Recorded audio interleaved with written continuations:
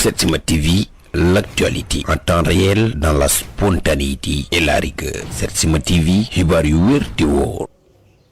cant ak ngërëm ñaan na leen mbokk yi ñu suivre ci Setsima TV ñu ngi leen di ziar saa su nekk seen mbégte suñu bànneex la ba tax na ni ngeen ko bëggee la ñu koy defee ak yenn mbokki internet yi ki nga xamante ni bii tey moom moo di Bébé Bass nag moo am naqar ak tiis ku ne Bébé Bass xam ko ci jabar ki nga xamante ni moom moo di artiste bi nga xamante ni bii moom moo di Pape Diouf moom Bébé Bass nag mi nga ñuy xamal ci ay comptam ne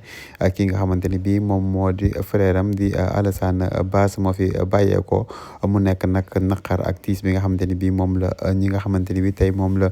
famille Bass daal di yeewoo tey mu nekk nag lu doy waar moom Bébé Bass mës nañoo xamal ne ki nga xamante ni daal moom moo di Alassane Bass di frère am bi daal moom daal li mu ko jàppee mooy ki nga xamante ni bii tey waxuma la sax nag frère waaye papa la ko jàppee ndax nag nekk na ki nga xamante ni bii tey ñoom ñaar du ñu nëbbante dara mu nekk nag ki nga xamante ni jege woon na ko lool waaye tamit nag nekk ki nga xamante ni confident am la woon moom Bébé Bass daal mi ngi ñuy xamal ne nag ki nga xamante ni bii moom moo di frère am bi di Alassane Bass génn na àdduna xanaa rek di ko jaale di ko jaale képp ki nga xamante ni bii yaa ngi ci milieu artiste bi di ko boole jaale tamit ki nga xamante ni bii